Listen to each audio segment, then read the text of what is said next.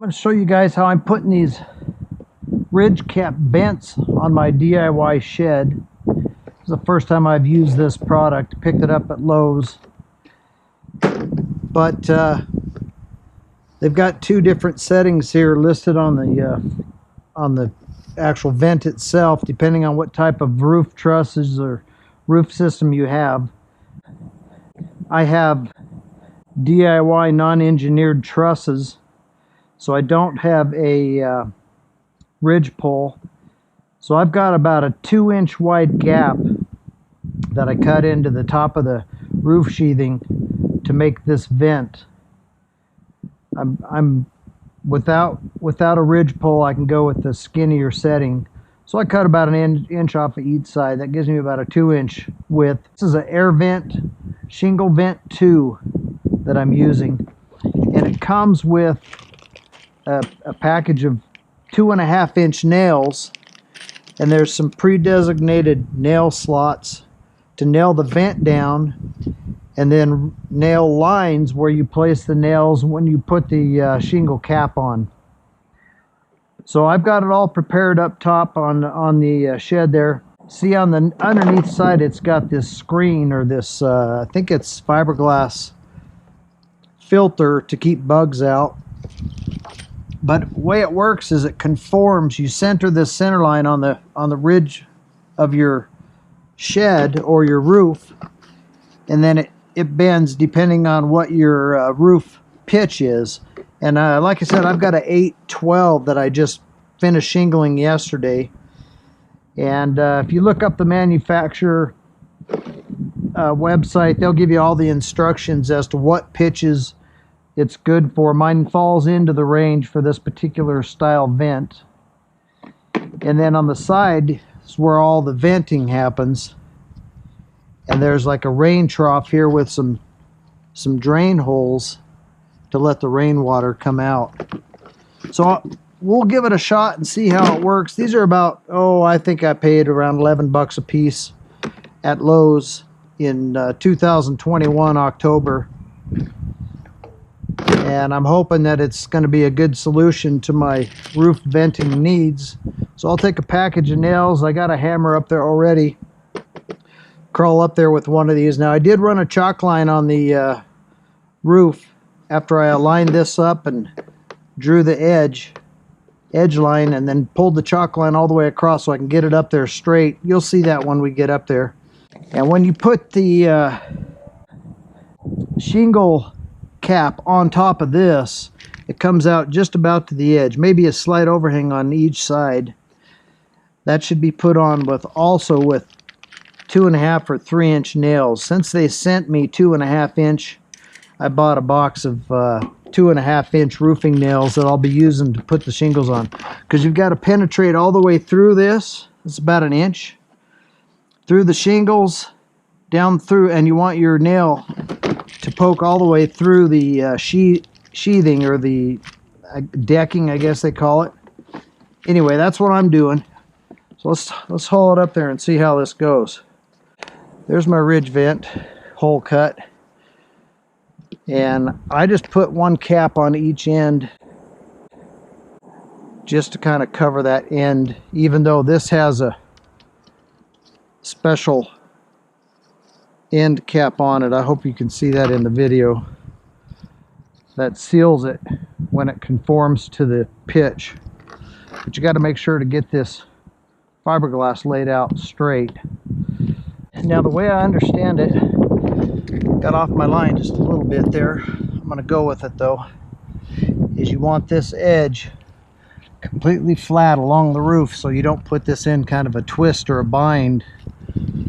And that's one of the critical things about using it. But you got all this area here for venting. So let me nail down the other side, and then my next one will be about 1/8 of an inch spacing between the two. And I just do that all the way down, put all 4 up, and I'm going to get busy with that, and then I'll show you guys what it looks like when I complete that.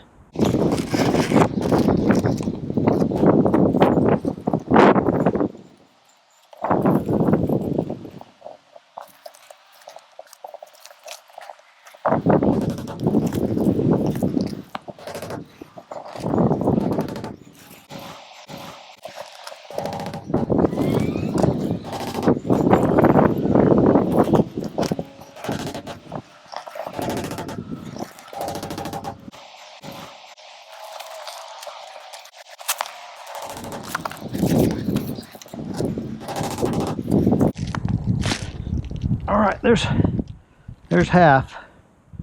They're pretty straight. Not bad for a rookie, I suppose. All right, well, let me go get the other two and get them up here, and we'll go from there.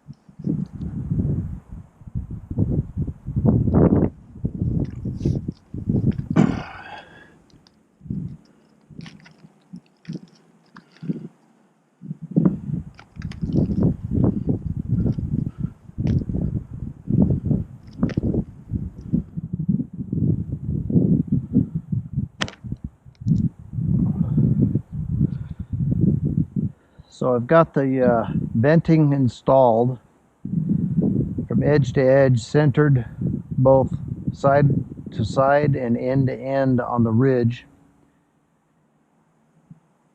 And most of the frost has evaporated this morning, so I'm going to start putting the final shingle caps on.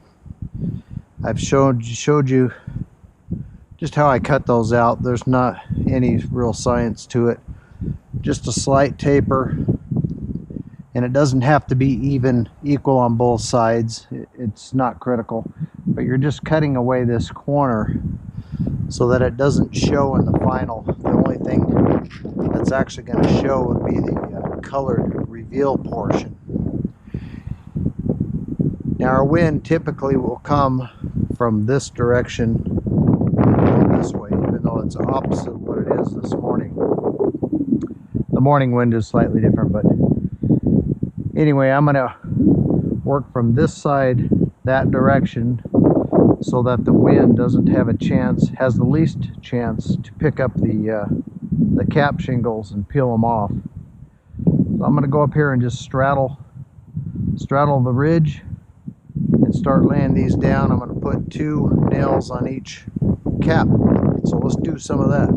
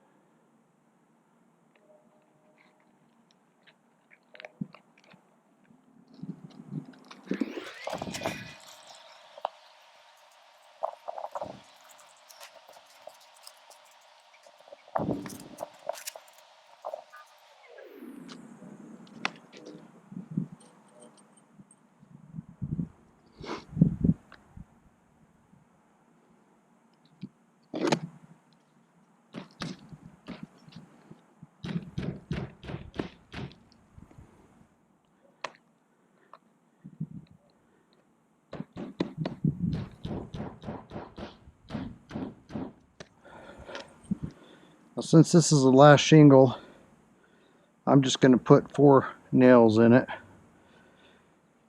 And then I just need a reveal piece, 5" to cover the nail holes, and it'll have probably 4 nails, and it'll have to be tarred, and I can tar that from a ladder from the ground when I'm done.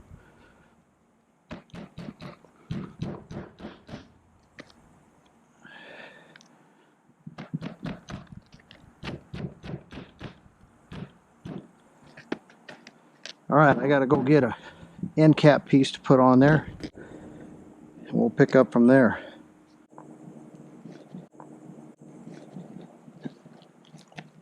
But let's turn around and look at it.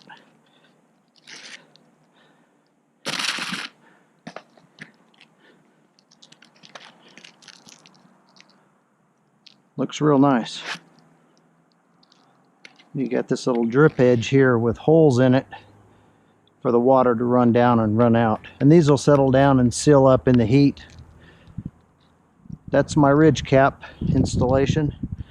Finish this up right now.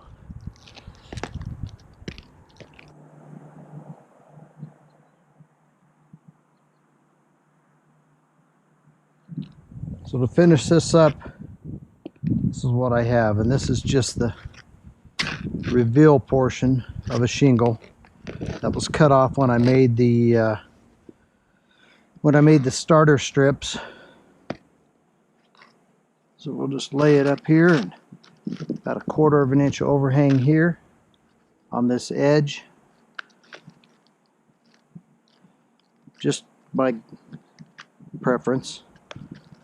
Get it centered, and we'll nail that down.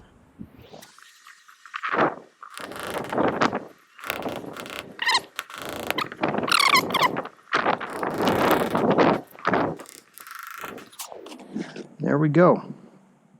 So I'll get some sealant,